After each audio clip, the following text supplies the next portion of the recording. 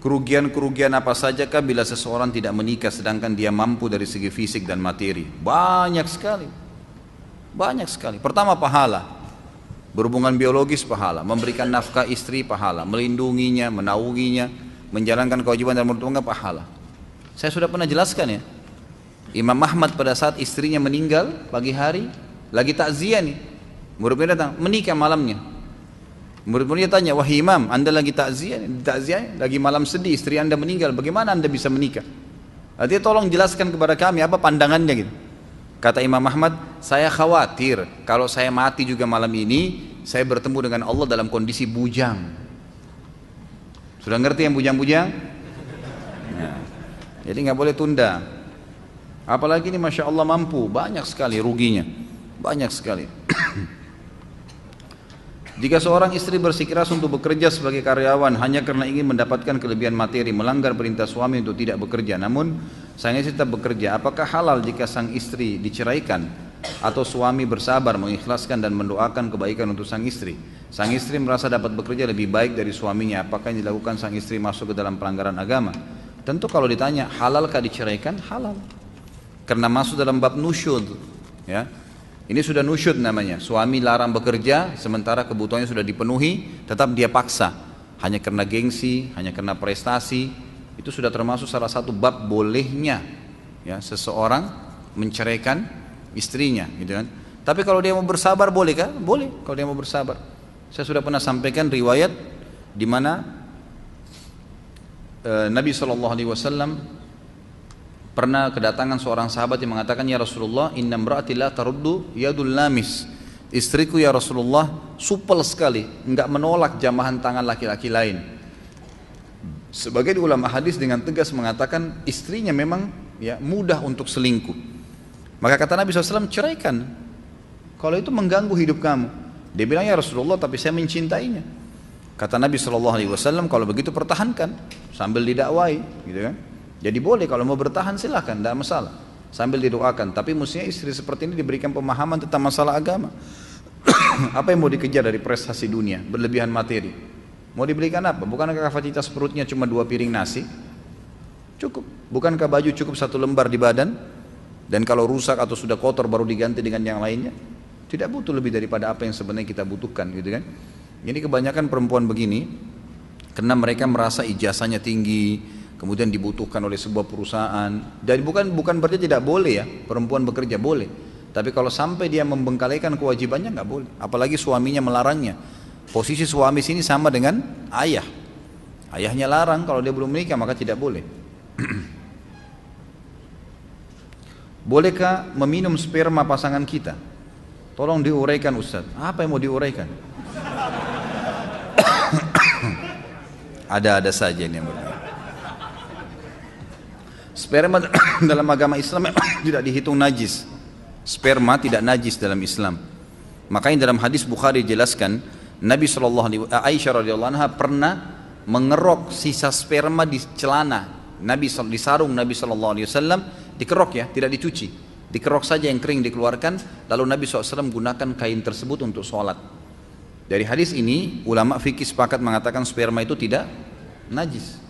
Ya, tentu dianjurkan agar tidak sampai menelan, tapi kalau itu pun terjadi, sebagian ulama fikih mengatakan karena dia tidak najis maka tidak ada masalah. Gitu. Apa hukumnya tidak memakai peci atau penutup kepala pada saat sholat? Nah, apa hubungannya nih dengan bahasan kita? Nggak ada masalah, boleh saja insya Allah, tidak ada masalah sama sekali, asal usahakan rambutnya tidak menutupi dahinya ya. Karena memang dianjurkan, terutama Imam Syafi'i rahimahullah mengatakan usahakan agar dahi seseorang tidak tertutup dengan apapun. Karena Nabi SAW mengatakan umirtu an asjuda li sab'ati a'dha, saya diperintahkan sujud dengan 7 anggota badan, diantaranya dahi dan hidung. Maka dahi menurut Imam Syafi'i harus murni, nggak ada apa-apa sama sekali. Sehelai rambut pun bisa membatalkan kalau Imam Syafi'i rahimahullah. Tapi kalau jumhur ulama mengatakan tidak ada masalah, yang penting dahi tersentuh di tanah. Ini umumnya lah, insya Allah tidak ada masalah ya. Apakah boleh menonton TV saluran Animal Planet karena ingin mengetahui perilaku-perilaku binatang? Boleh, tidak ada masalah. Kalau tidak ada sesuatu yang haram di situ, ada masalah. Bolehkah nonton berita? boleh kalau memang kita anggap tidak ada pelanggaran. Tapi kalau sudah tampil perempuan terbuka aurat ya jangan. Kalau pembawa beritanya misalnya laki-laki, kemudian antum membutuhkan, antum mau melihat sesuatu itu lebih baik kalau didengar ya. Laki-laki melihat laki-laki sportif adalah halal, tidak ada masalah.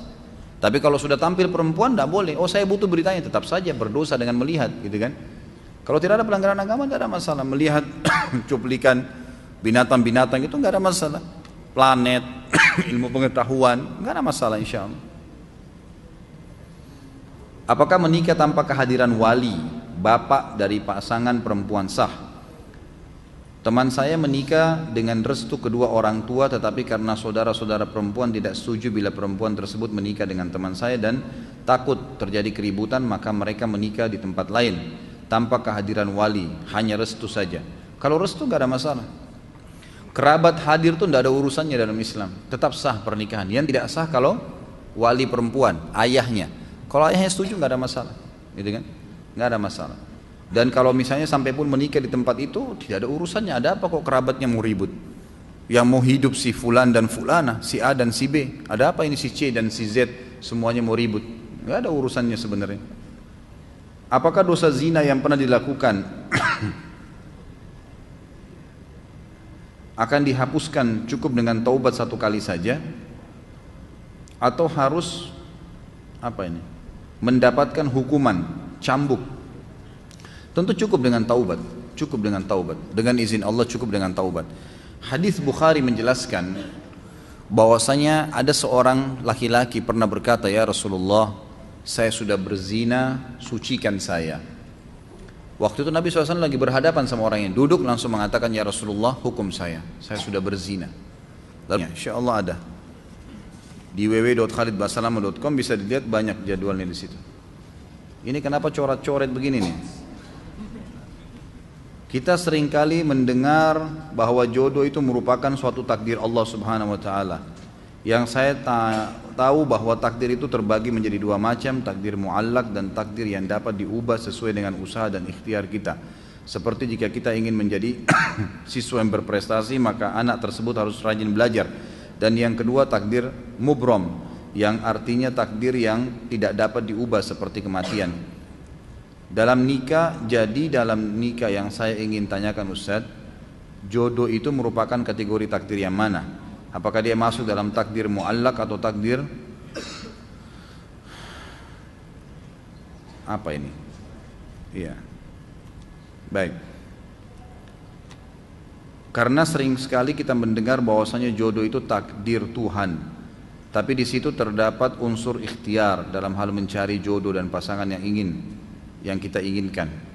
Baik, ini insyaallah istilah-istilah saja dari para ulama tentang masalah takdir muallak atau takdir mubram tadi. Tapi kalau memang dikatakan takdir muallak yang dimaksud adalah seperti yang saya sering jelaskan. Kalau yang saya ketahui dan saya simpulkan, ada takdir mutlak dan ada takdir ikhtiar yang pernah saya sebutkan ya. Takdir mutlak tidak ada campur tangan kita di situ, takdir ikhtiar ada campur tangan kita di situ. Dalam arti kata perilaku kita sehari-hari. Kalau kita lahir dari rahim ibu siapa, ya jenis kelamin kita, warna kulit itu sudah takdir mutlak. Termasuk mati di sini takdir mutlak, nggak ada campur tangan kita. Takdir ikhtiar campur tangan kita. Ya mungkin tadi disebutkan dengan takdir muallak yang berhubungan dengan masalah ikhtiar seorang hamba. Itu betul. Dia berikhtiar, tapi Allah sudah catat di Lauhul Mahfuz ikhtiar dia. Kita mau menikah dengan A, B, C, lalu kita pilih si B. Yang pilih adalah kita sendiri. Allah SWT cuma memberikan sinyal A, B, C, kita pilih si B, pilihan kita sendiri. Kita anggap inilah orang yang terbaik buat saya. Kemudian dia menikah dengan orang itu. Maka itu takdir ikhtiar namanya. Itu takdir ikhtiar. Jadi masuk dalam masalah ikhtiar.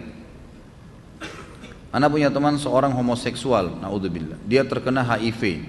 Setelah terkena HIV akhirnya dia taubat, mengenal sunnah dan rajin ibadah. Ustaz, yang ana mau tanyakan, apakah penyakitnya itu adab dari Allah karena perilakunya dahulu, atau hidayah dari Allah sehingga dia bertaubat dan rajin beribadah? Karena kita harus berprasangka baik pada Allah. Apakah dosa-dosa yang dahulu Allah akan ampuni bila dia bertaubat? Apakah itu takdir dari Allah juga? Apakah penyakit HIV itu bisa menggugurkan dosa-dosanya yang dulu? Mohon penjelasannya. Kalau penyakit HIV-nya dia ditimpa pada saat dia sedang melakukan perbuatan tersebut, itu adalah hukuman dari Allah SWT. Hukuman karena perilakunya, gitu kan? Kalau setelah itu dia taubat, diterimakah taubatnya setelah perbuatan itu? Diterima sama Allah. Tidak ada yang tidak diterima. Homoseksual, lesbian, pembunuh, orang membuat syirik, dosa yang kalau meninggal Allah tidak ampuni, semua diampuni. Allah SWT mengatakan dalam Al-Quran, surah Az-Zumar, a'udzubillahi minasyaitonir wa ya'fu anis sayyi'at. Allah akan ampuni semua sayyi'at, semua dosa, asal mau taubat. Taubat insya Allah. Kalau ditanya apakah HIV itu akan membersihkan dosa-dosa dia, Allahu a'lam, bisa jadi, gitu kan? Bukan mustahil karena penyakit akan membersihkan, apalagi kalau dia sudah taubat. Kalau masuk dalam takdir ya tentu saja takdir, karena kita kalau minum racun akan ada takdir di situ, mati atau organ tubuh kita rusak, maka kita meminum racun tersebut, terjadilah hal tersebut. Orang homoseksual Allah datangkan penyakit HIV-nya, gitu kan? Dan memang HIV ini umumnya disebabkan karena berhubungan dari dubur, dan itu sering dilakukan oleh orang-orang homoseksual. Otomatis itu akan mendatangkan penyakit itu. Semoga Allah SWT ampuni dan terima insya Allah. Masjid di komplek Ana punya kebiasaan makan bersama sesudah Jumatan, panitia inti. Uangnya berasal dari kotak amal. Apakah hal ini diperbolehkan Ustaz? Karena ragu-ragu sebagian besar tidak mau ikut-ikutan lagi, tapi masih ada sebagian yang menjalankannya. Boleh saja, nggak ada masalah insya Allah. Karena uang yang disedekahkan oleh jamaah di masjid itu memang diperuntukkan untuk masjid. Apapun yang berhubungan dengan masjid, misal kebersihannya, kerapiannya, bayar listriknya, pengurus-pengurusnya makan di situ, itu nggak ada masalah. Menyiapkan air buat khatib, nggak ada masalah. Semua itu boleh saja insya Allah. Apakah hukumnya bila bekerja di perusahaan yang mempunyai pinjaman bank konvensional? Nah, ini gimana? Sudah saya bilang selesai urusan bank. Kalau ada yang punya masalah dengan bank-bank ini tolong tanya ustadz lain ya. Sudah. A'udzu billahi minasy syaithanir rajim. Bismillahirrahmanirrahim.